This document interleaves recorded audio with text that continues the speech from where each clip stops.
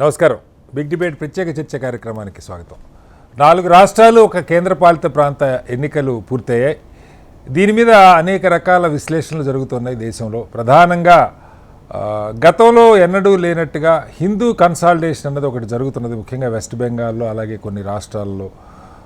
ఇప్పటిదాకా ఎప్పుడు ఒక మతంగా ఓటేయని హిందువులు రాజకీయంగా అనేక కారణాలు అలాగే కులాల వారీగా ఉన్నటువంటి సమాజం మతపరంగా ఏకం అవుతున్నదా, ఏకం అవడానికి ప్రయత్నాలు జరుగుతున్నాయా అన్నది ఒక పెద్ద చర్చనీయాంశం అవుతోంది. లౌకికవాదం అంటే హిందూవాదానికి వ్యతిరేకమన్న ప్రచారం ఒకటి బలంగా ప్రజల్లోకి వెళుతున్నది. అలాగే లౌకికవాదం పేరుతో హిందూ మతాన్ని పార్టీలు లైట్గా తీసుకుంటున్నాయా, పాలిటిక్స్ ఈజ్ అబౌట్ పర్సెప్షన్ అంటారు. ప్రజలు ఏదనుకుంటే అదే రాజకీయంగా మారుతుంది. అలా మారుతున్న క్రమంలో రాజకీయంగా నిజంగా పార్టీలు ఏ రకంగా ఆలోచన చేయాలి, ఏ రకంగా సమాజంలో చీలికలు రాకుండా ముందుకెళ్లాలన్న దాని మీద ఇవాళ ప్రత్యేకమైన చర్చను చేపట్టాం. ఆ చర్చలో మనతో పాటు బాబురావు గారు సిపిఎం పార్టీ నాయకులు ఉన్నారు, అలాగే డాక్టర్ శశిధర్ గారు విహెచ్పి నాయకులు, మరి కాసేపట్లో డాక్టర్ అద్దంకి దయాకర్ గారు కాంగ్రెస్ పార్టీ సీనియర్ నాయకులు, ఎమ్మెల్సీ వారు మనతో జాయిన్ అవుతారు. డాక్టర్ ప్రకాష్ రెడ్డి గారు భారతీయ జనతా పార్టీ నాయకులు జాయిన్ అవుతారు. అలాగే కొండా విశ్వేశ్వరరెడ్డి గారు చేవెళ్ల పార్లమెంట్ సభ్యులు, బీజేపీ నాయకులు వారు కూడా జాయిన్ అవుతారు. ముందుగా దానికంటే ముందు ఒకసారి ఒక చిన్న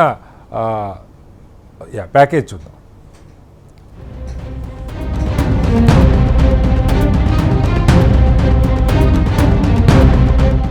దేశంలో మెజారిటీ ప్రజలు హిందువులు. ఏ పార్టీలు గెలవాలన్నా డిసైడ్ చేసేది వీరే. కానీ వీరికి మత ప్రాతిపదికన ఓటు వేసే అలవాటు లేదు. జాతీయవాదంతో పాటు స్థానిక సమీకరణాలు, మిగతా విషయాలను మాత్రమే పరిగణనలోకి తీసుకుని ఓటేస్తారు. ఏ రోజు తమ మతం కోసం, తమ ఆలయాల అభివృద్ధి కోసం, తమ ప్రయోజనాల కోసం ఓటేసిన సందర్భాలు చాలా తక్కువ. సరిగ్గా ఇదే కారణంతో లౌకికవాదం పేరుతో హిందుత్వాన్ని పార్టీలు చాలా లైట్ తీసుకుంటున్నాయి. లౌకికవాదం అంటే హిందూ వ్యతిరేకవాదంగా భావిస్తున్నాయి అనేక పార్టీలు. అలాంటి పార్టీలకు ఈ ఎన్నికల్లో హిందువులు గట్టిగా బుద్ధి చెప్పారు. అలాంటి వారికి ఓటుతో ప్రభుత్వంలో చోటు లేకుండా చేశారు.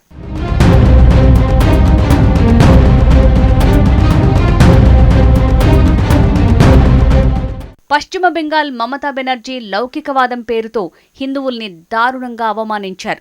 తృతీయ శ్రేణి పౌరులుగా చూశారు. హిందువులపై దాడులు చేసేవారిని సమర్థించారు. వారి వ్యాపారాలపై దాడులు జరుగుతున్నా నిస్సిగ్గుగా వారినే సమర్థించారు. దూషించే వారిని ప్రోత్సహించడమే కాకుండా సందర్భం వచ్చినప్పుడల్లా హిందువులను బహిరంగంగా విమర్శించారు. ముస్లింలను బుజ్జగించటానికి హిందువులపై అరాచకాలు జరుగుతున్నా మౌనం వహించారు.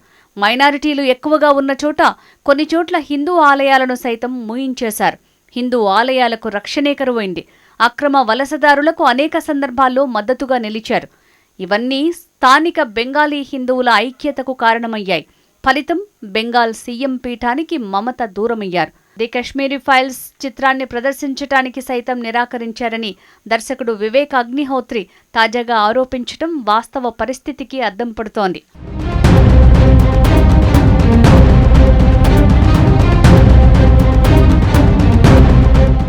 మరో కీలక రాష్ట్రం అసోంలో హిందువుల అణిచివేసే కార్యక్రమాలు చేపట్టిన కాంగ్రెస్కు బుద్ధి చెప్పారు. క్రైస్తవ ముస్లింలను పోలరైజ్ చేసి హిందువులను తొక్కడానికి ప్రయత్నం చేసిన కాంగ్రెస్కు ఓటుతో బుద్ధి చెప్పారు. క్రైస్తవ వర్గాల గ్రూపులను నడిపినటువంటి గొగోయ్ని కాంగ్రెస్ పార్టీ కీలక నేత కావడంతో వారికి గట్టి బుద్ధి చెప్పారు. బంగ్లాదేశ్ అక్రమ వలసదారులకు సైతం మద్దతు ఇచ్చినందుకు తగిన పాఠం నేర్పారు.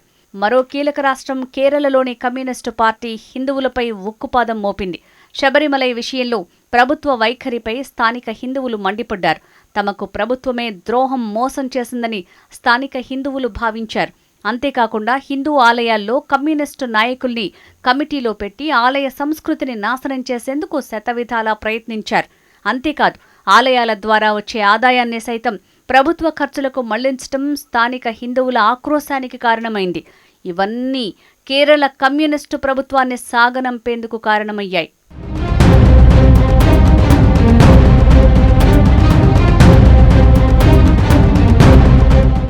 ముఖ్య రాష్ట్రం తమిళనాడులో అయితే హిందుత్వంపై నిత్యం దాడులు సర్వసాధారణమైపోయాయి. సనాతన ధర్మంపై నీచమైన మాటలు, వెకిలి చేష్టలతో అవమానించారు. ఉదయనిధి స్టాలిన్ అయితే దారుణమైన విమర్శలు చేశారు.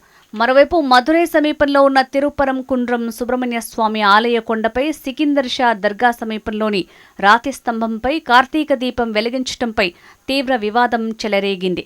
దీపం వెలిగించడానికి కోర్టులో అనుమతించిన స్టాలిన్ సర్కార్ ససేమిరా అంది. మరోవైపు ఆలయాలను చిన్నచూపు చూసింది. ఆలయ వ్యవస్థపై చిన్నచూపు చూశారు. హిందువుల మనోభావాల్ని దారుణంగా అవమానించారు. ఫలితం స్టాలిన్ ప్రభుత్వాన్ని పక్కనబెట్టేశారు.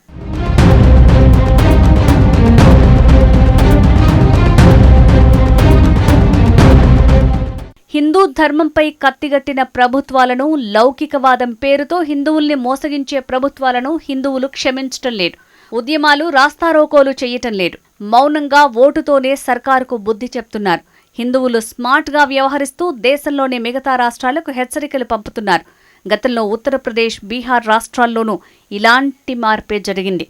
హిందువుల్ని ఓటు బ్యాంకుగా చూడకపోయినా పర్వాలేదు, కానీ నష్టం చేస్తే మాత్రం భరించే శక్తి నేటి తరానికి లేదు.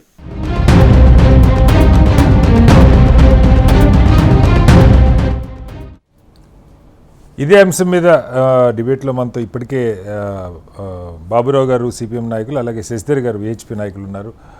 ముందుగా శశిధర్ గారు నమస్కారం. నమస్తే. శశిధర్ గారు, మీరు ఇవి విన్నారు. ఖచ్చితంగా ఇవి ఈ ఎన్నికల్లో ప్రచారాస్త్రాలు అయ్యాయి. ఈ వ్యాఖ్యలు ఇవి మా సొంత అభిప్రాయాలు కాదు, ప్రజల్లో బలంగా వెళ్ళిన అభిప్రాయాలు. ఆ కారణంగానే రాష్ట్రాల్లో ప్రభుత్వాలు మారిపోయినాయని ఒక ప్రచారం జరుగుతుంది. నిజమా కాదన్నది పక్కకు పెడదాం. అయితే విహెచ్పిగా నేను మిమ్మల్ని కొన్ని ప్రశ్నలు అడుగుతున్నాను. ఉదాహరణకి ఆలయాల ఆస్తులు ప్రభుత్వాలు తీసుకోకూడదు, అవి ఆ ఆలయ అభివృద్ధికో మరొక దానికో, ఆలయాలకి ఎండోమెంట్ కిందకి చాలా భూములు ఉంటాయి, చాలా ఆస్తులు ఉంటాయి, వాటిని ఆలయాల అభివృద్ధికే ఖర్చు పెట్టాలి ఒక అంశం. ఈ అంశం ఎప్పటి నుంచో దేశంలో చర్చ నడుస్తూ ఉంది. అనేక రాష్ట్రాల్లో బీజేపీ అధికారంలో ఉంది, ఇంక్లూడింగ్ ఆంధ్రప్రదేశ్తో సహా. ఆంధ్రప్రదేశ్లో ఉమ్మడి ప్రభుత్వమే, కూటమి ప్రభుత్వం అధికారంలో ఉంది. ఎందుకని వీటి మీద అక్కడ ప్రశ్నించరు? ఉదాహరణకి ఏపీలో ఇప్పుడు స్పష్టంగా ఎండోమెంట్ ఆస్తులు, ఆలయాల ఆస్తులన్నీ ప్రభుత్వ దేవాదాయ ధర్మాదాయ శాఖ ఉంది. అది కేవలం హిందూ మతానికి చెందిన ఆలయాలకు సంబంధించిన ఆస్తుల్ని ప్రభుత్వ ఖజానాకి వెళ్తున్నాయి. ఏం చెప్తారు ఇలాంటి వాటి మీద? మరి ఎందుకు ఉద్యమాలు చేయరు? కేవలం ప్రతిపక్ష పార్టీల అధికారులు ఉన్న రాష్ట్రాల్లోనే ఈ అంశాలు. ఇది కూడా అంటే అల్టిమేట్గా పాలిటిక్స్ ఈజ్ పర్సెప్షన్. శశిధర్ గారు, విశ్వ హిందూ పరిషత్ కానీ మరొక సంస్థ కానీ ఈవెన్ బీజేపీ అయినా మీరు పాలిస్తున్న రాష్ట్రాలలో ఈ అంశాన్ని ఎందుకు లేవనెత్తరు? ఎందుకు దాని మీద ఉద్యమాలు చేయరు? మొదటగా మేము ఒక రాజకీయ పార్టీకి అనుబంధ సంస్థ కాదు. మేము హిందూ సమాజం కోసం ఎవరు ప్రభుత్వాలు ఉన్నా మేము పోరాటం చేస్తాం. ప్రీ హిందూ టెంపుల్స్ ఉద్యమము ఆంధ్రప్రదేశ్లో విజయవాడ నుంచి ప్రారంభం చేసినాం మేము. దేశవ్యాప్త ఉద్యమం మొన్న జనవరి లోపల. మీరు అంటున్నట్టు ఎన్డీఏ కూటమి ప్రభుత్వం అధికారంలో ఉన్న రాష్ట్రం నుంచే మేము ఫ్రీ హిందూ టెంపుల్స్ ఉద్యమం. ఏంటి ఫ్రీ హిందూ టెంపుల్స్ అంటే ఏంటి చెప్పండి ఒకసారి, వినేవాళ్ళకి అర్థం కావాలి కదా. ఒకటి, ప్రభుత్వ కబంధాస్తాల లోపల దేవాలయాల వ్యవస్థ ఉండకూడదు. ఈ రోజున చర్చి దేవాలయ ప్రభుత్వం కంట్రోల్లో లేదు, మజీద్ ప్రభుత్వ కంట్రోల్లో లేదు. ప్రభుత్వాలు మతపరమైనటువంటి వ్యవస్థలను కంట్రోల్ చేయాల్సిన అవసరం లేదు. వీటికంటూ వ్యవస్థ ఉంది. మత గురువులు ఉన్నారు, పీఠాలు ఉన్నాయి, పూజ్య స్వామీజీలు ఉన్నారు. ప్రభుత్వాలు వచ్చిన తర్వాతనే, స్వాతంత్రం వచ్చిన తర్వాతనే, రాజ్యాంగం నిర్మాణం చేసుకున్న తర్వాతనే వీటి వ్యవస్థ నిర్మాణం కాలేదు. నేనేమన్నానంటే నేను మిమ్మల్ని ఏమడుతున్నానంటే, మీరు ఏ రాజకీయ పార్టీ కాదు, రాజకీయ పార్టీకి అనుబంధ సంస్థ కాదు అన్నారు. కానీ ఆర్ఎస్ఎస్ అనుబంధ సంస్థగానే విహెచ్పి ఉన్నది. ఆర్ఎస్ఎస్లో భాగంగానే బీజేపీ ఒక రాజకీయ పార్టీకి ఎదిగింది. ఆర్ఎస్ఎస్ మీ సైద్ధాంతిక కేంద్రం అని చెప్తారు. బీజేపీ నాయకులు ఆర్ఎస్ఎస్ కేంద్రానికి, నాగపూర్ కేంద్రానికి వెళ్తూ ఉంటారు. వ్యతిరేకమని కాదు, మీ చేతిలో అవకాశం ఉన్నప్పుడు. జాతీయ స్థాయిలో మీరు అధికారంలో, మీరంటే బీజేపీ ప్రభుత్వం ఒక 12 ఏళ్ళుగా అధికారంలో ఉంది. నిజంగానే దశాబ్దాలుగా ఈ అంశం ఉన్నది. చాలామంది హిందువుల్లో మౌనంగా ఇదొక ఆలోచన ఉన్నది. మనం గుడికి ఇచ్చే డబ్బులు ప్రభుత్వానికి వెళ్తున్నాయి, ప్రభుత్వాలు ఏమన్నా చేస్తున్నారు, గుడికి ఏం చేస్తున్నారు? చాలా గుళ్ళకి ధూపదీప నైవేద్యాలకి మళ్ళీ ప్రభుత్వాలు విడిగా డబ్బులు ఇవ్వటం, లేదంటే అక్కడ పూజారులకో వాళ్ళకి ఏదో పెన్షన్లు ఇవ్వటం, ఇది జరుగుతోంది. అదేదో వీళ్ళ దయాదాక్ష్యాల మీద కాకుండా ఆ గుళ్ళకు వచ్చే ఆదాయం నుంచి తీసుకునే ఏర్పాటు కావాలని అందరూ కోరుకుంటారు. కానీ దీని మీద ఎందుకు కేంద్ర ప్రభుత్వం ఒక చట్టం చేయదు? ఎందుకు బీజేపీ అధికారులు ఉన్న రాష్ట్రాల్లో ఆ దేవాదాయ ధర్మశాఖ ఆదాయాన్ని ప్రభుత్వం తీసుకోకుండా ఆ గుళ్ళకే ఎందుకు ఇవ్వరు? దాని మీద మీరు ఎందుకు మీరు ఒక యాత్ర చేశారేమో నాకు తెలియదు, కానీ మిగతా వాటి మీద ఫైట్ చేసినందుకు దీని మీద ఎందుకు గొంతు విప్పరు? చూడండి, ఫెడరల్ సిస్టమ్ లోపట ఆ, కేంద్ర ప్రభుత్వం రాష్ట్ర ప్రభుత్వాల యొక్క విధి విధానాలు చాలా స్పష్టంగా మన రాజ్యాంగంలో పొందుపరిచింది. కాబట్టి ఎండోమెంట్ డిపార్ట్మెంట్ అనేటువంటిది వాళ్ళ రాష్ట్ర ప్రభుత్వాల యొక్క పరిధి లోపల వాళ్ళు చట్టాలు చేసుకొని అనేక రాష్ట్ర ప్రభుత్వాలు చట్టాలు చేసి వాళ్ళ ఆధీనం లోపల ఉన్నాయి. అది బ్రిటిష్ ప్రభుత్వం ఉన్నప్పటి నుంచి కూడా ఈ వ్యవస్థలో ఆ రోజు నుంచి కూడా ఒక ఆదాయ వనరులుగా వాళ్ళ దేవాలయాలను మార్చుకున్నారు. దేవాలయాలకు ప్రభుత్వాలు ఇస్తుంది ఏం లేదు. ప్రభుత్వం నుంచి ఈ రోజుకు కూడా మొఘలులు దోచుకుపోయినట్టు, బ్రిటిషర్లు దోచుకుపోయినట్టు స్వాతంత్ర భారతదేశంలో కూడా ప్రజలు ఎన్నుకున్నటువంటి ప్రభుత్వాలు దేవాలయాలు దోచుకుంటున్నాయి. మరి నేను అంటుంది మీరు దాదాపు 20 ఏళ్ళు కాదు సార్, 20 ఏళ్లుగా బీజేపీ అధికారులు ఉన్న రాష్ట్రాలు ఉన్నాయి. అనేక రాష్ట్రాల లోపల ఉత్తరాఖండ్ లోపల అనేక రాష్ట్రాల లోపల ఫ్రీ హిందూ టెంపుల్స్ ఉద్యమం కారణంగా వ్యవస్థల లోపల మార్పు వచ్చింది. ఏం మార్పు వచ్చింది చెప్పండి? అక్కడ ఉన్నటువంటి స్వతంత్ర వ్యవస్థలు నిర్మాణం జరిగింది. కాదు, ఎండోమెంట్ ఆస్తుల్ని, వాటి ఆదాయాన్ని, గుళ్ళకు వచ్చే ఆదాయాన్ని, ఎండోమెంట్ భూముల మీద వచ్చే ఆదాయాన్ని ప్రభుత్వాలు తీసుకోకుండా ఆ గుళ్ళకే ప్రభుత్వాలు తీసుకుంటలేవు. స్వతంత్ర ప్రతిపత్తి కల్పించినటువంటి ఎగ్జాంపుల్స్ ఈ దేశంలో కూడా చాలా ఉన్నాయి. ముఖ్యంగా మన సౌత్ స్టేట్ల లోపల ఇంకా ఈ ప్రభుత్వాలు వదులుకోవడానికి సిద్ధంగా లేవు. మీరు అంటున్నటువంటి ఆంధ్రప్రదేశ్ తో సహా సౌత్ స్టేట్స్ ఏవైతే ఉన్నాయో ఇంకా వదులుకోవడానికి సిద్ధం లేవు. రాజకీయ పునరావాస కేంద్రాలుగా మార్చినే ప్రజలు ఉద్యమం చేస్తున్నారు. ఈ ఖచ్చితంగా ఏదో ఒక రోజు ఈ ప్రభుత్వ కబందాస్తాలు సుప్రీంకోర్టు అనేక సార్లు చెప్పింది, చట్టాలు చెప్తా ఉన్నాయి, రాజ్యాంగం చెప్పింది. రైట్. అయినప్పటికీ ప్రభుత్వాలు తమ కబందాస్తాల్లో పెట్టుకునేటువంటి ప్రయత్నం చేస్తున్నాయి. ఈ రోజు మీరు ప్రధానమైనటువంటి చర్చ అంశంలోకి మనం వెళ్దాం అనేటువంటిది నా అభిప్రాయం. మళ్ళీ వస్తాను. ఇది కూడా సార్, ఇవన్నీ కూడా ఒక ప్రచారం నడుస్తూ ఉంది, దాని గురించి మాట్లాడుతున్నాం. ఒకసారి బాబురావు గారు మీరు విన్నారు అంటే మీకు కూడా తెలుసు, పాలిటిక్స్ ఈజ్ అబౌట్ పర్సెప్షన్ అంటారు. గతంలో రాజకీయ పార్టీలు ఒక పనిచేసాయి, ప్రధానంగా కాంగ్రెస్. దయాకర్ గారు కూడా మనతో జాయిన్ అవుతారు. కాంగ్రెస్ మీద మొన్నటిదాకా ఉన్న ఒక ఇదేంటంటే ముస్లిం అప్పీచ్మెంట్, ముస్లింలు దగ్గర చేసుకునే ప్రయత్నం చేస్తూ, అలాగే అన్ని పార్టీలు చేస్తాయి, దళితులకి కొన్ని వరాలు ప్రకటిస్తాయి, లేకపోతే బీసీలకు కొన్ని వరాలు ప్రకటిస్తాయి, ముస్లింలకు ప్రకటిస్తాయి, ఒక సెక్షన్ని ఓన్ చేసుకొని ఆ తర్వాత మిగతా హిందువుల్లో కొన్ని సెక్షన్స్ కనుక ఉంటే గెలుస్తామన్నది ఒక రాజకీయ స్ట్రాటజీగా నడిచింది. అప్పుడు ఎవరు ఒక వర్గాన్ని ద్వేషించే పని పెట్టుకోవాలి. బట్ ఇప్పుడు దేశంలో జరుగుతుంది ఏంటంటే ఒక వర్గాన్ని పూర్తిగా ద్వేషించి తద్వారా హిందూ కన్సాలిడేషన్కి ఒక ప్రయత్నం జరుగుతూ ఉంది. సక్సెస్ కూడా అవుతుంది చాలా చోట్ల. ఉదాహరణకి కేరళలో మీరు చూస్తే మీ ప్రభుత్వం అక్కడ చాలామంది చెప్పేది కాంగ్రెస్కి ఏమో ఎక్కువ మైనారిటీలు, క్రిస్టియన్స్ దగ్గరగా ఉంటారు, కమ్యూనిస్ట్ పార్టీ అంతా హిందూ బేస్ ఉన్నటువంటి పార్టీ అని. కారణాలు ఏమైనా కానీ రెండు టర్ములా యాంటీ ఇన్కంబెన్సీనా పక్కకి పెడదాం. నాయకులు కొన్ని సందర్భాల్లో అక్కడ శబరిమల ఆలయంది కానీ లేదు, చాలా రాష్ట్రాల్లో నాయకులు మాట్లాడుతున్న మాటలు విస్తృతంగా ప్రజల్లోకి తీసుకెళ్ళగలుగుతున్నారు. వీళ్ళు ఏదో హిందువుల్ని చులకన చేస్తున్నారు అన్న భావన ఎస్టాబ్లిష్ చేయగలుగుతున్నారు, ఎవరైనా చేయని. ఆ కారణంగా కొంత ఇప్పుడు మీకు కేరళలో ఎల్డీఎఫ్ ఓడిపోవటమే అంటే అక్కడ క్రమంగా బీజేపీ పెరుగుతున్నారు. ఎప్పుడు లేని 3 ఎమ్మెల్యేలు గెలిచారు అక్కడ. సో ఈ హిందూ కన్సాలిడేషన్ క్రమంగా ఓట్ షేర్ పెరుగుతోంది. హిందూ మతం పేరుతో కన్సాలిడేషన్ జరుగుతున్నది. దాన్ని పార్టీలు ఎలా చూడాలి, ఏంటి మీ ఆలోచన? ముందుగా అందరికీ నమస్కారం అండి. మీరు ముందు చూపించినటువంటి స్టోరీలో ఉన్నటువంటిది వన్ సైడెడ్ గా ఫ్యాక్ట్స్ తో లేదు, అది సమగ్రంగా లేదు, పాక్షికంగా కొన్ని అభిప్రాయాలు వ్యక్తం చేసే రేటుగా ఉంది. అది మొదట నేను చెప్పండి. ఇక రెండో విషయం, ఈ అసెంబ్లీ ఎన్నికల్లో ఖచ్చితంగా బెంగాలు, ఇతర రాష్ట్రాల్లో, అస్సాము వాటిలో బీజేపీ మంచి మెజారిటీలతో గెలిచింది, ఇది ఫ్యాక్టే, దాంట్లో సందేహం లేదు. కానీ గెలుపు వెనకాల ఒక మత ఉన్మాదాన్ని వినియోగించుకోవటం అనేది ఆ రాష్ట్రాలకు కానీ దేశానికి కానీ మంచిది కాదు. ముస్లిం అపీజ్మెంట్ పేరుతో వినియోగించుకునే తృణమూల కాంగ్రెస్ చేసినా ఇంకొకటి చేసినా తప్పే. ఖచ్చితంగా ప్రజలు వాటిని గమనిస్తారు, వాటిని సెక్యులర్ అంటే కాదు సార్, కాదు ఒక మాట బాబురావు గారు అడ్డం పడుతున్నా అనుకోవద్దు. ఇప్పుడు ఉదాహరణకి దశాబ్దాలుగా దేశంలో చాలా పార్టీ ముఖ్యంగా కాంగ్రెస్ పాలించిన రాష్ట్రాల్లో హాజ్ యాత్రకి డబ్బులు ఇచ్చే ఒక కొద్ది మందికే కావచ్చు, నేను మొత్తానికి ఇస్తున్నారు అట్లా.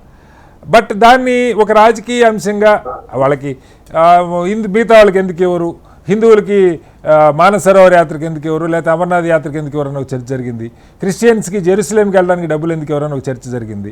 తర్వాత క్రమంగా అవి పొలిటికల్ ఇష్యూస్ అవుతూ ఉన్నాయి. సో నేను అనేది గతంలో ఏ పార్టీ అయినా ఒక వర్గాన్ని మంచి చేసుకునే ప్రయత్నంలో వాళ్ళకి ఏదో 2 పథకాలు పెట్టే మోడల్ నుంచి ఇవాళ ఒక వర్గాన్ని మీరు అన్నట్టు దేశానికి ప్రమాదమా కాదా మీరందరూ నిర్ణయించాలి.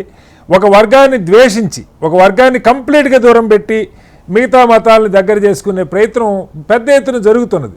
దీన్ని ఎలా అర్థం చేసుకుంటాం? మీరు కొన్ని పార్టీలు ఏ మతాన్నైనా, అది మెజారిటీ అయినా మైనారిటీ అయినా, ఎన్నికల్లో ఓట్ల కోసం వాడుకునేటువంటి విధానం తప్పు. అదే సందర్భంలో ప్రభుత్వాల్లో ఉన్నటువంటి పార్టీలు, ప్రత్యేకించి బీజేపీ ఇప్పుడున్నటువంటి పరిస్థితుల్లో పబ్లిక్ గా బాధ్యతా స్థానాల్లో ఉన్నవాళ్ళు కూడా రాజ్యాంగ విలువలు, రాజ్యాంగ సూత్రాలకి భిన్నంగా మతాన్ని, మత ఉన్మాదాన్ని వాడుకోవటం దేశానికి చాలా నష్టం జరుగుతుంది. ఎవరి దగ్గర స్పీకర్ ఆన్ చేసి ఉంది సార్, కొంచెం స్పీకర్ మ్యూట్ లో పెట్టండి సార్. ఎస్ చెప్పండి బాబురావు గారు. దీన్ని మనం ఇది మన రాజ్యాంగానికి, ఇది ఒక పార్టీ విధానం కాదు, ఇది మన రాజ్యాంగ సెక్యులర్ విధానానికే భిన్నమైంది. పాకిస్తాన్ గాని లేకపోతే బంగ్లాదేశ్ గాని మిగతా అనేక దేశాల్లో వాళ్ళు ఒక మతం ఆధారంగా నడిచేటువంటి ప్రభుత్వాలు, వ్యవస్థలు, ఇది తప్పు అని మనం చెప్తున్నాం. ఓకే, ఏ మతమైనా కావచ్చు. ఓకే, ఇది నష్టం జరుగుతుందని చూస్తున్నాం. అటువంటి నష్టం జరిగేటువంటి మత రాజ్యాలని ప్రపంచంలో ఏ దేశాలను సక్సెస్ఫుల్ అవ్వాలా, వాటికి నష్టమే జరిగినాయి. అది ఓ చోట క్రిస్టియన్ పేరుతో కావచ్చు, ఇంకో చోట ముస్లిం పేరుతో కావచ్చు, ఇస్లామిక్ పేరుతో కావచ్చు. ఇక్కడ హిందూ పేరుతో జరిగిన భారతదేశానికి, భారతదేశ ప్రజలకి నష్టమే జరుగుతుంది, అనుభవం కలగజేస్తుంది. మన భారతదేశాన్ని మరో పాకిస్తాన్ లాగా మార్చేటువంటి పరిస్థితి చేయకూడదు. అదే సందర్భంలో ఇవాళ బంగ్లాదేశ్ లో హిందువుల మీద దాడులు జరుగుతున్నాయి, అక్కడ మైనారిటీల మీద దాడులు జరుగుతున్నాయి. ఇది తప్పనిసరిగా అక్కడ మెజారిటీ మతంగా ఉన్నటువంటి మత ఉన్మాదంతో జరుగుతున్న దాడులు. అక్కడ మైనారిటీలు హిందువుల మీద దాడులు చేయటం తప్పు. దాన్ని ఖండించాలి కదా పార్టీలు. కాదు సార్, నేను కాదు సార్ బాబురావు గారు, పార్టీలు గట్టిగా గొంతెత్తి అది ఎవరి మీద జరిగినా, మైనారిటీ మీద జరిగినా, బంగ్లాదేశ్లో మైనారిటీలైన హిందువుల మీద దాడులు జరుగుతున్నాయి, పదే పదే మీరు గట్టిగా చెప్పకపోతే హిందువుల మీద దాడులు జరిగితే ఎవడు పట్టించుకోడు, ముస్లింల మీద ఏకవాళ్ళ వీళ్ళందరూ ఏకమవుతారు, మనల్ని ఏకాకుల్ని చేస్తున్నారు, ఈ దేశాన్ని క్రమంగా ముస్లిం దేశం చేయబోతున్నారని ప్రచారాలు నడుస్తున్నాయి కదా. మీరు అన్నారు ప్రచారాలు నడుస్తున్నాయి. బంగ్లాదేశ్ తో సహా, ఆఫ్ఘనిస్తాన్ తో సహా, ఇరాక్ తో సహా అక్కడున్న అభ్యుదయవాదులు, అక్కడున్న కమ్యూనిస్టులు, అక్కడున్నటువంటి మత రాజ్యం ఇస్లామిక్ పేరుతో జరుగుతుందని మీద చేస్తా ఉంటే అనేక మంది ప్రాణాలు అర్పించినటువంటి వాళ్ళు ఉన్నారు. అక్కడ మైనారిటీ మీద దాడు జరగకూడదు, మత రాజ్యం కరెక్ట్ కాదని అక్కడ పోరాడుతున్నారు. దేశంలో బంగ్లాదేశ్ లో మైనారిటీల మీద దాడి తప్పే, భారతదేశంలో మైనారిటీ మీద దాడులు చేయడం కరెక్టా? కరెక్ట్ అని ఎవరు అన్నారు సార్? కాదు, కరెక్ట్ అనేది అక్కడ ఎలా ఉందో ప్రపంచంలో ఎక్కడైనా మైనారిటీలకి హక్కులు ఉండాలి, మైనారిటీలకి రక్షణ ఉండాలి. మతం చోట ఒకటి మైనారిటీ అవచ్చు, ఇంకో చోట మెజారిటీ కావచ్చు. కాబట్టి ఆ దృష్టితో చూడాలి. అక్కడ ఆయా దేశాల్లో ఉన్నటువంటి ప్రభుత్వాలు, పాలకులు ఇస్లాంను ఇతరులను వాడుకుని అక్కడ వాళ్ళు అధికారం ఉన్నారు. భారతదేశంలో అటువంటి పని ఇవాళ బీజేపీ చేస్తోంది. ఇది మరో పాకిస్తాన్ లాగా అనేటువంటి ప్రమాదం ఆ రకంగా ఉంది. కాబట్టి దీన్ని మన దేశంలో ఖచ్చితంగా ఇవాళ చేయాలి. మళ్ళీ వస్తాను బాబురావు గారు, మళ్ళీ వస్తాను మీ దగ్గర. ఒకసారి మనతో దయాకర్ గారు కూడా జాయిన్ అయ్యారు. దయాకర్ గారు నమస్కారం. దయాకర్ గారు, రాజకీయాల్లో ప్రజల్లోకి ఏది వెళ్తే అదే రాజకీయం మనందరికీ తెలుసు. ఉదాహరణకి 2019 ఎన్నికల ముందనుకుంటా కేసీఆర్ గారు ఒక మాట అన్నారు, ఈ మతవాదం పెరుగుతుందన్న నేపథ్యంలో ఆయన నాకంటే పెద్ద హిందూ ఎవరున్నారు, హిందుగాళ్ళు బొందుగాళ్ళు అని ఒక మాట మాట్లాడారు. దాన్ని మనతో విశ్వేశ్వరరెడ్డి గారు కూడా జాయిన్ అయ్యారు. కొండా విశ్వేశ్వరరెడ్డి గారు చేవెళ్ళ పార్లమెంట్ సభ్యులు. ఒకసారి విశ్వేశ్వరరెడ్డి గారు నమస్కారం. విశ్వేశ్వరరెడ్డి గారు, నా వాయిస్ వినపడుతుంది. విశ్వేశ్వరరెడ్డి గారు నమస్కారం అండి. నేను కటారి శ్రీనివాసరావు. మ్యూట్లో ఉన్నారు సార్, ఒకసారి అన్మ్యూట్ చేసి మాట్లాడండి. విశ్వేశ్వరరెడ్డి గారు మాట్లాడే ముందు దయాకర్ గారు. హలో చెప్పండి. దయాకర్ గారు, కేసీఆర్ గారికి మాట్లాడింది ఒక పెద్ద సంచలనం అయింది. రాజకీయంగా ఆయనకి కొంత నష్టం కూడా జరిగి ఉండొచ్చు. ఆ తర్వాత రేవంత్ రెడ్డి గారు మొన్న బై ఎలక్షన్లో కొన్ని చోట్ల ముస్లింలకు ఇది మన పార్టీ అని మాట్లాడారు. ఇవాళ కొండా సురేఖ గారు కూడా ఎక్కడో మాట్లాడుతూ జై శ్రీరామ్ అంటే డబ్బులు వస్తాయా అని, అంటే ఉద్దేశం ఏదైనా సరే జై శ్రీరామ్ అంటే అది బీజేపీని ఉద్దేశించి అని ఉండొచ్చు. బీజేపీ సొంత నినాదం ఏం కాదు, జై శ్రీరామ్ అని ఎవరైనా ఎక్కడైనా అనొచ్చు, మనందరికీ తెలుసు ఆ విషయం. కానీ ఈ వ్యాఖ్యలు నాయకులు తెలుసో తెలియకో మాట్లాడుతుంటే వాటి వల్ల ఒక కన్సాలిడేషన్ ప్రమాదకరంగా సమాజంలో ఏ మతం అయినా మతపరంగా ఓటేయటం ఎప్పుడూ కరెక్ట్ కాదు కదా, మనందరికీ తెలుసు. సెక్యులర్ దేశం, ప్రజలు ప్రజలకు ఏం చేస్తున్నారో ఆలోచన చేసి ప్రజలు ఓటేయాలి. నా మతమనో నా కులమనో ఓటేసే పద్ధతి ఉండకూడదు. బట్ ఆ లైన్ వెళ్ళిపోతూ ఉంది సమాజంలో, ఆ కన్సాలిడేషన్ జరుగుతుంది. కొన్ని రాష్ట్రాల ఫలితాలు కనపడతా ఉన్నాయి. దీన్ని ఎలా అర్థం చేసుకోవాలి, ఏ రకంగా ఈ సమాజాన్ని అందరిదిగా ఒక సెక్యులర్గా ఒక ఇంక్లూజివ్గా ఉంచుకునే ప్రయత్నం జరగాలి? గుడ్ ఈవినింగ్ కటారి గారు, విశ్వేశ్వరరెడ్డి గారికి, మా మిత్రులందరికీ, దీంట్లో అండగా బాబురావు గారికి, మా విశ్వ హిందూ పరిషత్ మిత్రులకి అందరికి కూడా నమస్తే సార్. చెప్పండి. ఈ ఫోన్లు ఎక్కువ రావడం వల్ల డిస్టర్బ్ అయితే ఒక్కటి, దేశము ధర్మం ఏదైనా సరే ప్రజాస్వామ్య పునాదుల మీద నడుస్తుంది. మతాన్ని రాజకీయం ఈ రోజైతే, సెక్యులరిజమే రాజకీయమైనది ఒక రోజైతే, ప్రజాస్వామ్యమే రాజకీయమైనది ఒక రోజైతే, నియంతృత్వమే రాజకీయమైనది ఒక రోజు అయింది. లేదంటే ఇంకా చెప్పాలంటే ఒక రకమైన ఫాసిజం కూడా పోయే రోజులు కూడా భవిష్యత్తులో రావచ్చు గాక. కానీ ఇప్పుడున్న పరిస్థితుల్లో భారతదేశం ప్రజాస్వామ్యాన్ని కాపాడుకుంటుంది. ఆ రోజులు రాబోతున్నాయి. గతంలో ఇందిరాగాంధీ గారు ఇట్లా చేసిండ్రు, తర్వాత మోదీ గారు ఇట్లా చేసిండ్రు, అంతకుముందు జవహర్లాల్ నెహ్రూ గారు ఇట్లా చేసిండ్రు. ఎవరెన్ని చేసినా అవి భారత రాజ్యాంగానికి లోబడి ఉండాల్సిన పరిస్థితినే ప్రజలు కోరుకుంటారు. ఇది మాత్రమే రేపటి రాజకీయం అయితే. ఒక్కొక్కసారి ఒక్కొక్క ట్రెండ్ అట్లా నడుస్తుంటది. ఇప్పుడు మోదీ గారి ట్రెండ్లో విపక్షాల మీద విద్వేషాలు విరజిమ్మే ఒక ప్రయత్నం చేస్తున్నారు. వాళ్ళు అది ఎంతో కాలం కూడా చేయలేరు. మహా అయితే ఇంకొక 2.5 అట్లా కాదు దయాకర్ గారు మీరు ఒకటి ఆలోచించండి. అంటే ఒక ఈవెన్ రాహుల్ గాంధీ గారు కూడా లేదు కేజ్రీవాల్ సాఫ్ట్ హిందుత్వ అని ఒక లైన్ తీసుకున్నారు. మనం ఏది ఒక ఇప్పుడు సెక్యులరిజం అంటే మతానికి వ్యతిరేకమని కాదు, అన్ని మతాలని సమంగా చూడటం అన్న ఆలోచన గతంలో అవసరం లేని ఇప్పుడు అవసరం అవుతూ ఉన్నాయి. కేజ్రీవాల్ ఆయన హనుమాన్ చాలీసా చదవాల్సి వచ్చింది, లేదా రాహుల్ గాంధీ నేను శివభక్తునని చెప్పుకోవాల్సి వచ్చింది, లేకపోతే మమతా బెనర్జీ దుర్గా స్తోత్రం పెద్దగా చదవాల్సి వచ్చింది.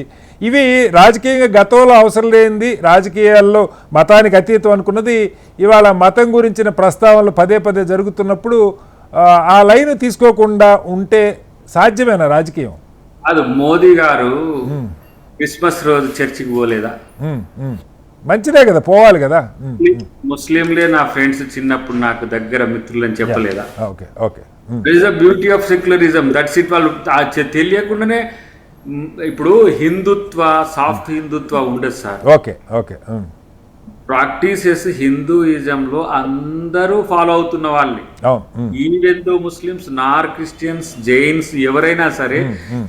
ఇంతెందుకు కమ్యూనిస్టుల్లో కూడా సంప్రదాయాల్ని గౌరవించే వ్యక్తిత్వం మొన్న మధ్య నారాయణ గారి గుడికి కూడా వెళ్ళారు, తిరుమల గుడికి కూడా. కమ్యూనిస్ట్ అంటే నాస్తికులని అర్థం కాదు కదా. కాదు, గద్దర్ గారు భద్రాచలంకి పోలేదా, లేకపోతే యాదాద్రికి పోలేదా? ఇది మన ట్రెడిషన్ లో ఉన్న బ్యూటీని మనం ఎప్పుడు కూడా దాన్ని ఆహ్వానించాలి. దాన్ని విభేదించడం అని అంటే లౌకికత్వాన్ని మనము దూరం చేసుకోవడమే. దానివల్ల దూరం చేసుకోవడం వల్ల కూడా నష్టం లేదు. మనిషిగా బతికితే చాలు. మనిషికి మానవత్వం, ఇప్పుడు ఏ జంతువులు ఆ జంతు ప్రేమతో ఉంటాయి, మనుషుల ప్రేమతో ఉంటే చాలు. వాటిని ఫాలో అయినా చాలు. పొద్దుగాల పిచ్చుకలు వేసి ఒకటి అన్ని పోయినట్టుగానే మనుషులు కూడా అందరు కలిసి ఉంటే చాలు. ఏ మతం ఉంటే కానీ మనం ఇక్కడ హిందూ సాంప్రదాయం, ఇప్పుడు అమెరికాకు పోతే అందరు క్రిస్మస్ చేస్తారు. ఎవరు హిందూస్ చేస్తారు, ముస్లిమ్స్ చేస్తారు, తర్వాత వివిధ మతాల అక్కడ బతికేవాళ్ళు చేస్తారు. ఎందుకు? ఆ దేశం యొక్క ఆచారాలను గౌరవించడంలో భాగంగా. ఇక్కడ కూడా మనము ఈ దేశంలో పుట్టి, ఈ దేశంలో పెరిగి, ఈ దేశ పురాతన సనాతన ధర్మాల్లో ఉన్న ఆచారాలను వ్యవహరించాల్సిన అవసరం రాజకీయాల కంపల్షన్లో వచ్చినా కూడా నష్టం లేదు. ఎందుకంటే వాటిని గౌరవించుకునే సంస్కృతి మన డిఎన్ఏలోనే ఉంది. రైట్ సార్ మళ్ళీ వస్తాను సార్. విభేదించే వాళ్ళతోనే సమస్య, కానీ ఒకసారి మళ్ళీ వస్తాను దయాకర్ గారి మీ దగ్గరికి. విశ్వేశ్వరరెడ్డి గారు నమస్కారం. హలో విశ్వేశ్వరరెడ్డి గారు. విశ్వేశ్వరరెడ్డి గారు నమస్తే సార్. చాలా సంతోషం మీరు జాయిన్ అయినందుకు. చాలా కీలకమైన ఒక దేశంలో మనమంతా చూసిన సమాజంలో ఒకప్పుడు రాజకీయ పార్టీలు అంటే క్రిస్మస్ అయితే క్రిస్మస్ శుభాకాంక్షలు చెబుతారు, చర్చి దగ్గర బొమ్మలు పెట్టుకుంటారు, హిందూ పండుగలు అంటే హిందూ గుళ్ళ దగ్గర అన్ని పార్టీలు బొమ్మలు పెట్టుకుంటారు, లేదు రంజాన్ అంటే రంజాన్ దగ్గర అన్ని పార్టీలు ఆ టోపీతో సహా పెట్టి బొమ్మలు పెడతారు. అందరినీ కలుపుకుపోయే ఒక రాజకీయం, ఒక ఇంక్లూజివ్నెస్. ఖచ్చితంగా పార్టీలు కొన్ని వర్గాలని దగ్గర చేసుకోవటం కోసం కొన్ని షాప్స్ ఆఫర్ చేస్తారు, అది కూడా మనకు తెలుసు. ఏదో ఒక కులానికో ఒక మతానికో పనికొచ్చే కొన్ని షాప్స్ ఆఫర్ చేస్తూ ఉంటారు, అది కూడా రాజకీయంలో భాగం అయిపోయింది. అయితే ఈ మధ్యకాలంలో పెద్ద ఎత్తున ఒక మతాన్ని ద్వేషిస్తూ, ఏ పార్టీ అయినా కానివ్వండి, ఒక మతాన్ని పూర్తిగా పక్కన పెట్టి ఆ మతాన్ని బూచిగా చూపించి హిందూ మత కన్సాలిడేషన్ కోసం ఒక పెద్ద ప్రయత్నం జరుగుతుంది. అది రాజకీయంగా ఫలితాలను కూడా ఇస్తూ ఉంది. ఈవెన్ బెంగాల్లో మనం చూసాం, బీజేపీ మీ పార్టీయే కావచ్చు, గెలిచిన దానిలో ప్రధానంగా హిందూ కన్సాలిడేషన్, ఓటర్ కన్సాలిడేషన్ అంట్లా, బెంగాలీ కన్సాలిడేషన్ అంట్లా, హిందూ కన్సాలిడేషన్ అన్నది జరిగింది అని చెప్తా ఉన్నారు.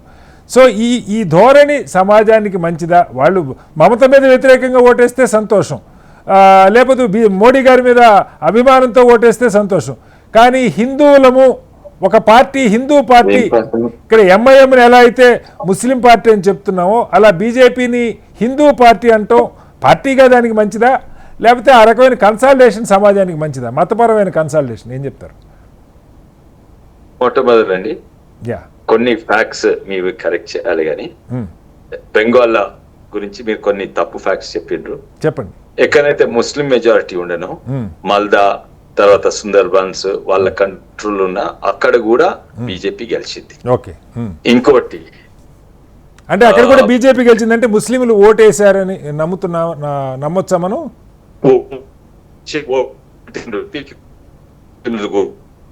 అక్కడ ఓటేసిండ్రు, ఆ డేటా కూడా ఉన్నది. మల్డా అవును.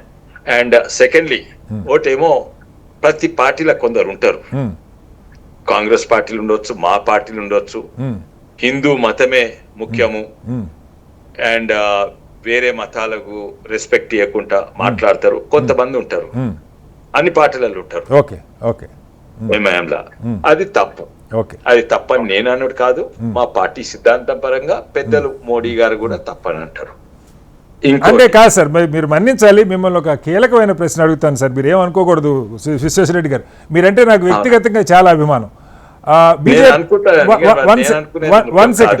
One second sir. 5 రాష్ట్రాల్లో 824 అసెంబ్లీ స్థానాలకు ఎన్నికలు జరిగినాయి సార్ మొన్న. మోడీ గారు ఢిల్లీ బీజేపీ హెడ్ క్వార్టర్ నుంచి నిన్న ఎన్నికలు అయిపోయిన తర్వాత కూడా సబ్కా సాత్, సబ్కా వికాస్, సబ్కా విశ్వాస్ అన్నారు. అందరి విశ్వాసాన్ని మనం పొందాలి, మన మీద ఉండాలి. ఒక జాతీయ పార్టీ, అప్రతిహతంగా దేశంలో ఎదుగుతున్న పార్టీ బీజేపీ ఒక్క ముస్లింకి సీట్ ఇవ్వకుండా 824 అసెంబ్లీ సీట్లలో కనీసం ఓడిపోతాం ఖచ్చితంగా అనుకున్న చోట కూడా సీట్ ఇవ్వకుండా ఏ రకంగా అందరూ విశ్వాసం చూపిస్తారు? అవునండి, మేము రాజకీయ పార్టీ, మా ఆర్ఎస్ఎస్, మా సిద్ధాంతాలు ఆర్ఎస్ఎస్ లా మైనారిటీ మోర్చా ఉంటది, ముస్లిం మోర్చా ఉంటది. ఇది మేము టికెట్లు ఇచ్చేది మేము గెలిచేటోళ్ళకి ఇస్తాము, ఏదో వాళ్ళని అపీస్మెంట్ చేసేందుకు ఇయ్యము. మా దగ్గర గెలిచే ముస్లిమ్స్ లేరు, ఉంటే తప్పకిస్తాము. నేను అందుకే అడుగుతున్నాను సార్, విశ్వేశ్వరరెడ్డి గారు. నేను చెప్పాను కంప్లీట్ చేయని విషయం నింపిండ్రు ఏంటంటే, ఇప్పుడు మీరు చెప్పింది అట్లుంటే తప్ప కరెక్టా? తప్పు. ఏదైనా ఒకటే మతాన్ని కొరెక్ట్ చేస్తే తప్పు. మొట్టమొదలు మా పార్టీ సిద్ధాంతము హిందుత్వ. హిందుత్వ అంటే ఏంది? హిందూ మతంకు సంబంధించింది కానే కాదు. వెనకట భారతదేశాన్ని హిందుస్థాన్ అనేది అది హిందుత్వ. మా పార్టీ సిద్ధాంతాలు, కోర్ సిద్ధాంతాలు ఎవరైతే సృష్టించిండ్రో, అది రాసిండ్రో వాళ్ళు నాస్తికులు. అంటే ఏ మతాన్ని నమ్మంటారు, విగ్రహారాధన కూడా వద్దని చెప్పేవాళ్ళు. అవును, వాళ్ళు కొంతమంది విగ్రహారాలు కాదు, బ్లైండ్ ఫేత్ వద్దన్నారు. విగ్రహం చేయొద్దని చెప్పలేదు, బ్లైండ్ ఫేత్ వద్దన్నారు. అయితే first of all Hindutva is not nothing to do with religion, Hindu మతము, it's to do with Hindustan. Hindustan లో పుట్టిన వాళ్ళందరికీ వాళ్ళ రిలీజన్స్ ఇండియాకు ఉండాలి, వేరే దేశాలకు ఉండొద్దు. అది ఇంకోటి రెండు, సమాజంలో ఏం జరుగుతుందో కొంచెం పాలిటిక్స్ అది రిఫ్లెక్ట్ అవుతుంది. పాలిటిక్స్ ఏం జరుగుతుందో సమాజాన్ని ఇన్ఫ్లుయెన్స్ చేయగలుగుతుంది. పొలిటీషియన్స్, రాజకీయ నాయకులు వాళ్ళు మాట్లాడేది సమాజాన్ని ఇన్ఫ్లుయెన్స్ చేయగలుగుతారు. అయితే రెండు సైడ్ బై సైడ్ పోతుంది. సమాజంలో చూస్తే సాధారణంగా మీరు డీప్ సిద్ధాంతాలకు అది వేరే విషయం, గాని హిందూ మతం మాత్రమే అందరినీ సర్వజన సుఖిభవంతు ఏది చూసినా కూడా it is the most secular. Other religion, mostly Abrahamic religions, వాళ్ళు వాళ్ళ సిద్ధాంతంలోనే వేరే రిలీజన్ ను టాలరేట్ చేయొద్దు అని అంటారు. Both the Abrahamic religions. వాటిని ఎంకరేజ్ చేసేటోళ్ళు how can they be secular? వాళ్ళు భారతీయులు ఉంటే భారతదేశానికి వాళ్ళ రిలీజన్స్ ఉండాలి, అందరు సెక్యులర్ ఉండాలి. ఆ రిలీజన్ బై ఇట్ సెల్ఫ్ వాళ్ళ పుస్తకాలనే రాసి, అంటే వాళ్ళ తప్పు కాదు విశ్వేశ్వరరెడ్డి గారు, ఎవరి తప్పు కాదు. మీరు హిందువుల్లో, నేను హిందువుల్లో పుట్టాలనుకొని పుట్టలేదు. మీరు చెప్పినట్టు ఆ మతాల్లో పరమత ద్వేషం ఉన్నా వాళ్ళు ఆ మతంలో పుట్టారు, బై బర్త్ వాళ్ళ ఆ మతస్థులు. కానీ మనం వాళ్ళని యాక్సెప్ట్ చేస్తాము, వాళ్ళు మనని యాక్సెప్ట్ చేయరు. ఓకే, అది డిఫరెంట్ పాయింట్ గా నేను మళ్ళీ ఇంకొక ప్రశ్న అడుగుతాను సార్. మీరు ఇందాక చెప్పారు మాకు ఎన్నికల్లో గెలిచే నాయకులు లేరు కాబట్టి మేము ముస్లింలకు సీట్లు ఇవ్వట్లేదు. ఎన్నికల్లో ఇవ్వద్దు, పార్టీ లేదు, గెలిచిన తర్వాత మీ పార్టీ ప్రభుత్వం అధికారంలోకి వస్తుంది, ఎమ్మెల్సీలు ఉంటారు, రాజ్యసభ సభ్యులు ఉంటారు. ఇప్పుడు కదండి ఇచ్చినాము. అప్పుడు ఫర్ రిప్రజెంటేషన్ యూనియన్ మంత్రి ఉండే, ఇప్పుడున్నారా చెప్పండి? ఇప్పుడు లేరండి, దేశంలో గాని రాష్ట్రాల్లో గాని. అంటే మరి ఎలా విశ్వాసం సమాజంలో అందరినీ, మీరు గెలవట్లేదు కాబట్టి ఇవ్వట్లేదు అంటే ఓకే, కానీ మీరు అందరినీ ఈ ప్రభుత్వం అందరిది, ఈ ప్రభుత్వం అందరికీ భాగం ఉంది అన్నది ఎస్టాబ్లిష్ చేయడం కోసం అన్న కొన్ని పదవులను ఇస్తే తప్ప ఆ విశ్వాసం రాదు కదా. విశ్వాసం గవర్నర్ ఉండే, ఇప్పుడు గవర్నర్ మన కేరళ గవర్నర్ ఉండే, అదే ముస్లిమే, బీజేపీ అపాయింట్ చేసింది, అంటే ప్రెసిడెంట్ అపాయింట్ చేస్తారు కదా, ప్రెసిడెంట్ అపాయింట్ చేసిండ్రు, ఇచ్చినాం. ఇంతకు ముందు యూనియన్ మినిస్టర్ ఉండే. ఓకే, ఇప్పుడు ఈ ప్రచారం మంచిదంటారా? యూపీ గవర్నమెంట్ లో మంత్రులు ఉన్నారు, ఓకే, పస్మందా ముస్లిమ్స్ ఉన్నారు.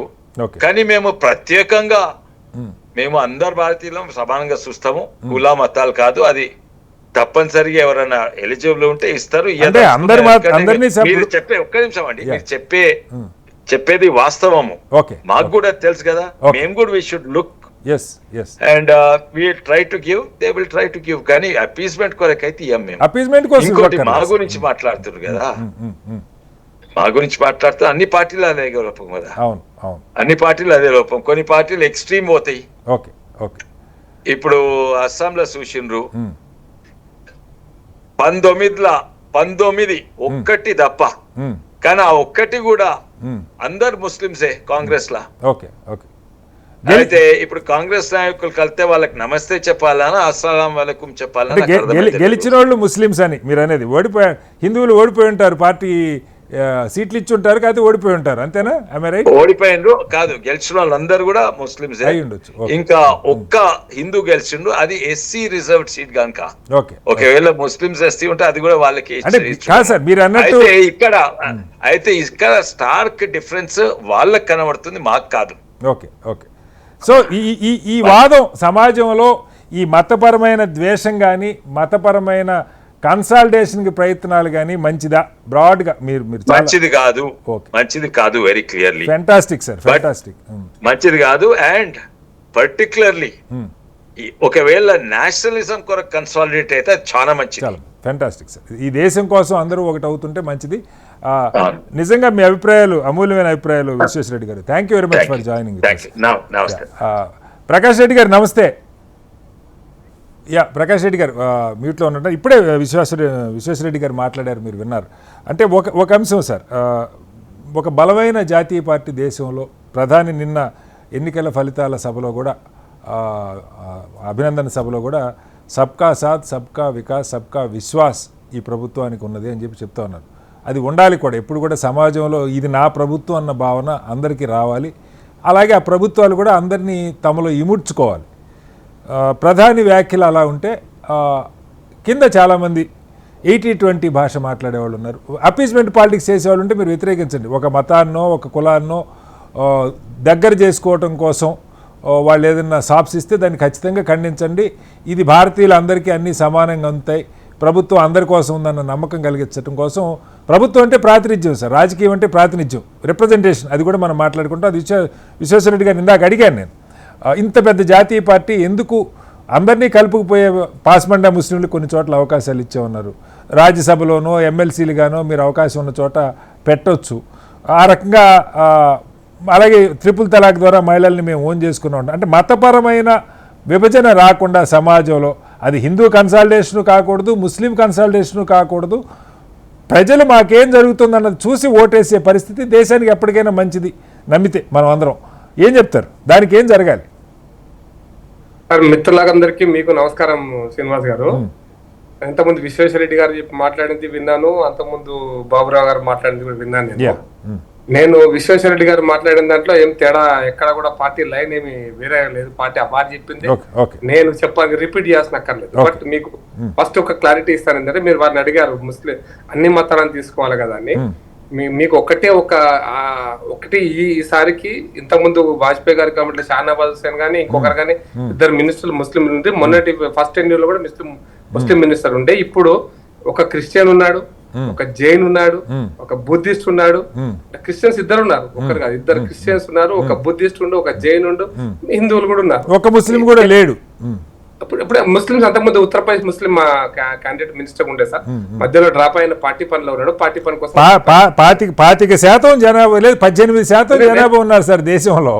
నేను అందుకోసం బుద్ధిస్ట్ ఉన్నా, నేను మీకు ఇంత చాలా ఇంత కేటగిరీకి చెప్పిన బుద్ధిస్ట్, జైను, సిక్కు, క్రిస్టియన్స్ ఇద్దరు క్రిస్టియన్స్ ఉన్నారు అని చెప్పిన. ఇది కంపోజిషన్. మీకు ఆ ప్రశ్న ముందుకు పోండి. ఇప్పుడు ఇద్దరు గవర్నర్ సార్, మొన్నటి దాకా ఆరిఫ్ మహమ్మద్ ఖాన్, ఇప్పుడు ఇంకో గవర్నర్, ఇద్దరు గవర్నర్లు కూడా ముస్లింసే ఉన్నారు సార్.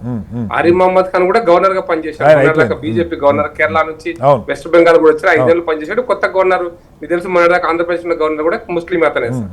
కాబట్టి గవర్నర్ ఎక్కడెక్కడ అవకాశం వస్తే అక్కడక్కడ పరిస్థితులను బట్టి. అన్నిటికంటే ఇంట్రెస్టింగ్ పాయింట్ ఏంటంటే సార్, మీకు గుర్తు చేస్తున్నా, ఈ దేశంలో ఏపీజే అబ్దుల్ కలాం లాంటి వాళ్ళు భారత రాష్ట్రపతిగా వచ్చినటువంటిది అటల్ బిహారీ వాజ్పేయి గారి కాలంలో సార్. వారు భారత రాష్ట్రపతిగా ఆ స్థాయిలో గొప్ప వ్యక్తిగా వచ్చినటువంటి వ్యక్తి, సైన్స్, దేశాభివృద్ధి, జాతి కోసం వచ్చిన వాళ్ళు. ఇదంతా కూడా నేను మీకు జస్ట్ మీ ద్వారా వ్యూవర్స్ తెలవడం కోసం చెప్పాను. రెండో పాయింట్ నేను పెద్ద దయాకర్ గారు మాట్లాడేది విన్నాను. సెక్యులర్ అనే పదాన్ని భారత రాజ్యాంగంలో పొందుపరిచినప్పుడు నేను దాని మూలాలకే పోతున్నాను సార్. చెప్పండి. ఒక మీ ద్వారా ఇంతకుముందు మీరు అడిగారు, చాలా ఇంట్రెస్టింగ్ క్వశ్చన్. హజ్కి ఇస్తున్నప్పుడు జెరూసలాంకి ఇవ్వచ్చు కదా, మానస సరోవర యాత్రకి ఇవ్వచ్చు కదా, ఇస్తున్నారు. లేదు ఇవ్వట్లేదు. చెప్తా సార్, చర్చ అదే చెప్తాను. చెప్పండి. అయితే జరిగింది ఏంటంటే, మీకు సెక్యులర్ పదానికి వచ్చినటువంటి మీనింగ్ ఏంటంటే సార్, ప్రభుత్వానికి మతం లేదు అనేటువంటిదే. అది వెస్టర్నైజ్డ్, అదే యూరోప్ లో వచ్చింది. అది వాటికన్ సిటీ వల్ల యూరోప్ దేశాలలో ప్రజాస్వామ్య దేశాల మీద వాటికన్ ఆధిపత్యాన్ని ప్రశ్నించినప్పుడు దానికి ఒక పదం ఉపయోగించి సెక్యులర్ అన్నారు. అది సెక్యులర్ భారతదేశానికి కూడా అదే సెక్యులర్ అనే రాజ్యాంగంలో పొందుపరిచారు.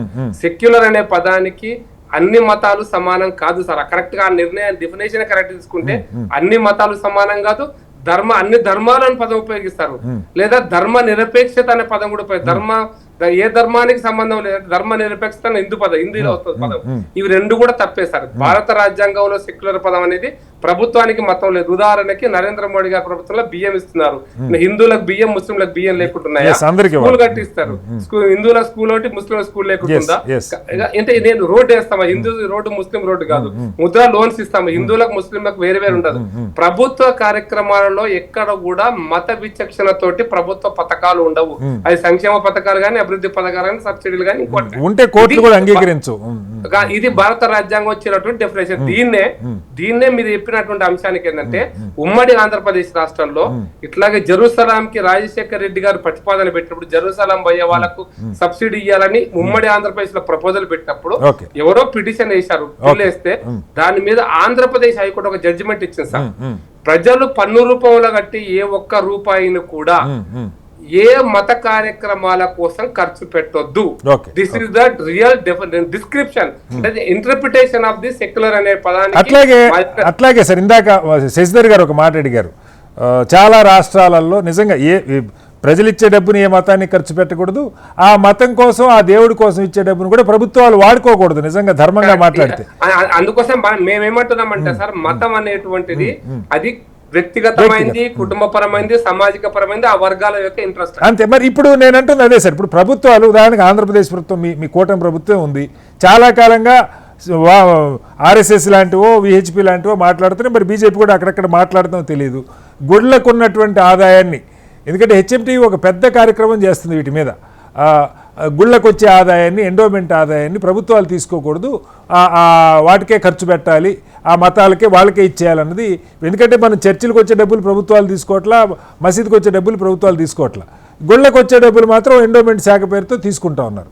దీన్ని మరి ఎందుకో ఒక ఉద్యమంగా బీజేపీ, మీ ప్రభుత్వం ఉంది, మీరు ఉద్యమం చేయక్కర్లా, దాన్ని ఆ వర్గాలకు ఇచ్చేయచ్చు, అది ఎందుకు జరగదు? జరుగుతుంది సార్. దానికి భారతదేశంలో సెక్యులర్ కాంగ్రెస్ ప్రభుత్వం, నేను బలం ఉపయోగిస్తున్నా, నేను ఐరానిక్గానే ఉపయోగిస్తున్నా, సెక్యులర్ కాంగ్రెస్ ప్రభుత్వం భారతదేశంలో భారత ప్రభుత్వం తరఫున చట్టం చేసింది సార్. ఆ చట్టం ప్రకారమే ఎండోమెంట్స్ డిపార్ట్మెంట్ అంటూ వచ్చింది సార్. అది ఆ చట్టాన్ని మార్చాల్సిన అవసరం ఉంది, అది మారుతుంది సార్. ఎన్ని సంవత్సరాలకి మారుతుంది సార్? 12 ఏళ్ళుగా మీరు అధికారంలో ఉన్నారు. సరే సార్, నేను అందుకోసం ఎన్ని సంవత్సరాలు అనేది సార్ 370 మార్చడానికి వాజ్పేయి గారి ప్రభుత్వం పూర్తయిన తర్వాత, మోడీ గారి ప్రభుత్వంలో మొదటి తరం పూర్తయిన తర్వాత రెండోసారికి వచ్చింది సార్. అది మీరు ట్రిపుల్ తలాక్ అంటే ఇంకా చాలా విషయాలు ఉన్నాయి, ఎప్పుడెప్పుడు వస్తాయి ట్రిపుల్ తలాక్ కోర్టు జడ్జిమెంట్ లేండి, ప్రభుత్వం అందుకోసం చెప్తున్నాను. ఇప్పుడు గోరక్ష ఉంది, అది ఎప్పుడు వస్తుంది అంటే వస్తుంది, తప్పకుండా వస్తుంది. లేకపోతే ఇంకొక అంశం వస్తుంది అంటే నేను దాని లోపలికి పోతలేను. కానీ ప్రభుత్వం ఏంటంటే సార్, ఇది జరిగే రోజు జరుగుతుంది, దానికి ఎట్లా ప్రభుత్వం ఏం చేయాలి, దానికి ఇంకా చాలా సమస్యలు కూడా ఉన్నాయి. మీరు ఎండోమెంట్స్ కాకుండా ఏ రూపంలో రావాలనేది దాని మీద చర్చ జరుగుతలేదు, మీరు అనుకోవాలంటే చర్చ జరుగుతుంది. అయితే మీరు ఇందాక ఒకటి చెప్పారు సార్, నేను అంటుంది అంటే మీరు చాలా పర్సనల్గా చాలా గౌరవం ఉన్న వ్యక్తి నాకు, మీరు కూడా. పాయింట్ ఏంటంటే విశ్వేశ్వరరెడ్డి గారు చెప్పినా మీరు చెప్పినా ప్రభుత్వానికి మతం లేదు, మీరే చెప్పారు, రోడ్లు వేసినా పథకాలు పెట్టినా అందరికని. అట్లాగే పార్టీలకు కూడా మతం ఉండకూడదు, పార్టీలు ఒక రాజ్యాంగానికి లోబడి రాజకీయ పార్టీలు. ఇక్కడే సమస్యలు సార్. నేనేమంటానంటే, నేను ఎప్పుడో ఒక 20 ఏళ్ళకి సునామీ వచ్చిన రోజు నాకు గుర్తుంది సార్. సునామీ వచ్చిన రోజున ఇజ్రాయెల్ లో ఉన్న ఒక 5 పొలిటికల్ పార్టీ యూత్ వింగ్స్ తో నేను మీటింగ్ లో కూర్చున్నా. అంటే నేను ఎగ్జాంపుల్ చెప్తున్నా, అక్కడ కూడా నేను అది బీజేపీకి కూడా మతం లేదు సార్. మేము అందుకోసమే ఇప్పుడు మీకు చాలా క్లారిటీ గుర్తుపెట్టుకోండి సార్, భారత ఎలక్షన్ కమిషన్ దగ్గర ఒక రాజకీయ పార్టీ రిజిస్ట్రేషన్ చేసుకునేటప్పుడు రాజ్యాంగం యొక్క మూల సూత్రాలైన సోషలిజం, సెక్యులరిజం అనే పదాలను మా పార్టీ యొక్క రాజ్యాంగంలో పొందుపరుచుకున్నాము. దాన్నే మేము గాంధీయన్ సోషలిజం అన్నాము, మేము సెక్యులరిజం పాజిటివ్ సెక్యులరిజం అన్నాం. పాజిటివ్ సెక్యులరిజం ఎందుకు చెప్పినామంటే సార్, ఈ దేశంలో మతం అనేది వ్యక్తిగతమని లేదా ధర్మం అనేది ధర్మ నిరపేక్షత అనేది ఇవన్నీ కూడా ఒక రకం యూరోప్ నుంచి తెచ్చుకున్నాయి. మా పాజిటివ్ సెక్యులరిజం ఏంటంటే అన్ని మతాలను గౌరవించడం అనేది పాజిటివ్ సెక్యులరిజం. ఇది భారత రాజ్యాంగంలో సెక్యులరిజం నిర్వచనం అది కాదు. మా పార్టీ ప్రియాంబుల్లో, మా పార్టీ యొక్క మూల సిద్ధాంతంలో రాసుకున్నట్టు అంటారు. పాజిటివ్ సెక్యులరిజం అంటే ఏంటంటే అన్ని మతాలను గౌరవిస్తూనే దేశభక్తి, జాతీయవాద, ప్రభుత్వ కార్యక్రమాలు కూడా మత వివక్షతో కూడుకొని ఉండకూడదు. కానీ ప్రభుత్వాలకి ఇప్పుడు మీరు చెప్పుకుంటారు మోడీ గారు మా బీసీ అని చెప్పి, సో బీసీ వర్గాన్ని, బీసీలకు మేము ఇంత ప్రజలు కూడా కోరుకుంటారు, ఇదిగో ఇది వర్గాలకి ప్రాతినిధ్యం అని. బట్ ఒక వర్గానికి ప్రాతినిధ్యం ఎప్పుడు మాట్లాడినా 80-20 భాష బరాబర్ మాది హిందూ పార్టీ అని మాట్లాడే నాయకులు బీజేపీలో చాలా మంది ఉన్నారు కదా. సార్ ఇప్పుడు సార్ విశ్వేశ్వరరెడ్డి గారు ఒక మంచి పాయింట్ చెప్పినారు. The Hindu word is not identified with the faith of an individual. Okay. Hindu word is identified with the geographical position of the particular place. అంటే ఇది ఒక భౌగోళికమైనటువంటి ప్రాంతానికి సంబంధించిన వ్యక్తులు. మా RSS మోహన్ జీ భగవత్ గారు చాలా స్పష్టంగా చెప్పారు సార్, 145 కోట్ల మంది హిందువులు అన్నాడు. అంటే అన్న ముస్లిమ్స్ ఉన్నట్ట, క్రిస్టియన్స్ ఉన్నట్ట లేనట్ట సార్? కానీ ఆ భాష లేదుగా మిగతా నాయకుల దగ్గర. నేనేమంటున్నానంటే సార్, ఆ భాష లేని ఇప్పుడు ఆ భాష మాట్లాడే వాళ్ళకి ఆ భాష దాన్ని ప్రజలు అర్థం చేసుకుంటారు. ఒక రాజకీయ పార్టీగా మా విధానాన్ని చాలా స్పష్టంగా ఇప్పుడు మిగతా ఇప్పుడు శంకర మఠం వాళ్ళు ఏం మాట్లాడతారు, ఇంకొక మఠం వాళ్ళు ఏం మాట్లాడతారు, ఇంకొక దేవస్థానం కమిటీ ఏం మాట్లాడుతుంది, ఒక వ్యక్తి ఏం మాట్లాడతారు, ఒక NGO ఏం మాట్లాడుతుంది కాదు కదా సార్.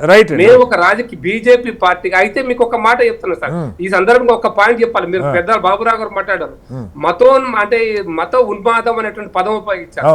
నేనేమంటున్నా అంటే సార్, ఈ దేశంలో నేను అంబేద్కర్ గారు రాసినటువంటి పుస్తకంలోంచి రెఫర్ చేస్తున్నా సార్. అంబేద్కర్ గారికి అభిప్రాయం రెఫర్ చేస్తున్నా. ఈ ప్రపంచంలో రెండు వర్గాలు ఉన్నాయి సార్, ముస్లింస్, కమ్యూనిస్టులు. ఈ రెండు వర్గాలకు కూడా భౌగోళికమైన ఎల్లల పట్ల విశ్వసనీయత లేనటువంటి రెండు వర్గాలు సార్. ముస్లింలకు కూడా మీరు మతం ముఖ్యమా, దేశం ముఖ్యమా అంటే మాకు ముందు మతం ముఖ్యం, తర్వాత జనరలైజ్ చేసి చెప్పకండి సార్, జనరలైజ్ చేసి చెప్పకండి. నేను చెప్తున్నాను సార్, మీరు ఈ దేశంలో ప్రపంచంలో మీరు జనరలైజ్ స్టేట్మెంట్స్ వద్దు సార్. ముస్లింలు అందరూ నాకు మతమే ముఖ్యం అంటారంటే మాట చెప్తారు సార్. అంబేద్కర్ అన్నా ఎవరన్నా అంబేద్కర్ గారు ఇప్పుడు అంబేద్కర్ గారు రెండు పోల్చాల్సిన పని లేదు సార్. మతం ముఖ్యమా దేశం ముఖ్యం అంటే నా ఇంటి వరకు నాకు నా మతం ముఖ్యం, నా దేశం కోసం నా దేశం ఉంటుంది. రెండిట్లో ఏది ముఖ్యమైన క్వశ్చన్ అసలు ఎందుకు వస్తున్నా? నేను అందుకోసం ఉంటాను సార్. మతానికి ఇప్పుడు మతానికి దేశానికి మధ్య ఘర్షణ, ఒక ముస్లిం దేశానికి మతానికి ఈ భారతదేశానికి మధ్య ఘర్షణ జరుగుతుంటే ముస్లిం లాయల్టీ లేదా కమ్యూనిస్ట్ లాయల్టీ ఇది ప్రూవ్డ్. ఎందుకంటే 42లో భారత కమ్యూనిస్ట్ పార్టీ రష్యాకు లాయల్ ఉంది కానీ భారత గాంధీజీ చెప్పినటువంటి అంబేద్కర్ ఆ ఉద్దేశంతో చెప్పినటువంటి అంశాన్ని భారత ప్రజలకు మీ ద్వారా. బాబురావు గారు, ఏంటి ఈ చర్చ? అంబేద్కర్ గారు కోట్ చేశారు, ఏదో ప్రకాష్ రెడ్డి గారు చెప్పారు, ఏం చెప్తారు అంటే ఈ పార్టీలు రాజ్యాంగం మీద ప్రమాణం చేసి రాజ్యాంగానికి లోబడే పార్టీలు వ్యవహరిస్తాయని చెప్తారు. సరే, ప్రచారంలో రకరకాల కన్సాలిడేషన్ల కోసం లేదా అపీజ్మెంట్ కోసం ఒక మతాన్ని ద్వేషిస్తే ఓట్లు వస్తాయనే ప్రయత్నాలు జరుగుతున్నాయి, ఫలితాలు కూడా సాధిస్తున్నాయి. ఏ రకంగా దాన్ని ఓవర్కమ్ అవుతారు? పార్టీల వ్యూహాలు ఎలా ఉండబోతున్నాయి సమాజాన్ని కలిపి ఉంచడానికి? మొదట ఏంటంటే ప్రకాష్ రెడ్డి గారు కమ్యూనిస్టుల మీద అంతో ద్వేషాన్ని వ్యక్తం చేయటం అనేటువంటిదే అది వారికి ఉన్నటువంటి, మీరు వాళ్ళ మీద వాళ్ళు మీ మీద ద్వేషాన్ని వ్యక్తం చేసుకుంటారు కామనే. లేదు మేము ద్వేషం వ్యక్తం చేయట్లేదు, విధానం మీద వ్యతిరేకిస్తున్నాం. వారు ద్వేషాన్ని వ్యక్తం చేస్తున్నారు. సమంజసమైంది కాదు, ఒకటే నేను చెప్పదలుచుకుంది, టైం తక్కువ, మీకు వేరే విషయాలు అవసరం. ఈ డిబేట్ లో జరిగినటువంటి చర్చలో ప్రకాష్ రెడ్డి గారు చెప్పింది, విశ్వేశ్వరరెడ్డి గారు చెప్పింది, అన్ని మతాల మీద గౌరవం ఉంచుతామనే మాట మోదీ గారు చెప్పే మాటకి మళ్ళీ అదే సందర్భంలో మతంలో మంచి వాళ్ళు ఎక్కువ మంది ఉంటారు, చెడ్డవాళ్ళు తక్కువ ఉంటారు. ఏ మతంలోనైనా ఒక మతం అంతా కూడా, లేకపోతే కొన్ని మతాలన్నీ కూడా వాళ్ళు చెడ్డ లక్షణాలు ఉంటాయి, విద్వేష లక్షణాలు ఉంటాయి. కొన్ని మతాలకు మాత్రమే మంచివాడు అని చెప్పడం అనేది ఎవరైనా అంగీకరిస్తారా? Right sir. బట్ దీన్ని బట్టి అర్థమవుతుంది అక్కడ వీటిని ప్రజల్లోకి మీరు తీసుకెళ్లేది ఎట్లా అన్నది సార్ పెద్ద పాయింట్ సార్. అదే నేను చెప్పేది ఒకటే, దీంట్లోనే అర్థం చేసుకోవాల్సింది ఏంటంటే చెప్పే మాటలకి చేసేటువంటి పనికి సంబంధం లేదు. Right sir, right. మీరు కొద్దిగా కటార్ గారి టైం ఇవ్వాలి, మన్నించాలి, టైం తక్కువ. బీజేపీ విశ్వ హిందూ పరిషత్ నుంచి ముగ్గురు మాట్లాడుతున్నారు, కనీసం మాకు టైం కూడా ఇవ్వట్లేదు. సమాధానానికి ఇవ్వాలి కదా. మీరు మాట్లాడారు, మీరు స్టోరీ చేశారు. రైట్. చెప్పండి. ఒకటే సార్, ఇప్పుడు ఇక్కడ ఉన్నటువంటి దాంట్లో సెక్యులరిజం అంటే మతానికి ప్రభుత్వానికి సంబంధం ఉండకూడదు, మతం వ్యక్తిగతంగా ఉండాలి. మరి ఇదే విషయాన్ని మోడీ గారు ఎందుకు పాటించరు, ప్రధానమంత్రి గారు ఎందుకు పాటించరు, కేంద్ర ప్రభుత్వం ఎందుకు పాటించదు? రామాలయం అయోధ్యలో అవసరమే, ఎవరు రామాలయాన్ని హిందువులు నిర్మించుకుంటారు, తప్పు లేదు. దీనికి ప్రభుత్వానికి ఏం సంబంధం లేదు.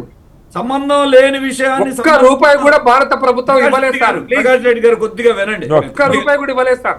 మీరు రూపాయి ఇచ్చారా ఇవ్వలేదా వేరే సంగతి.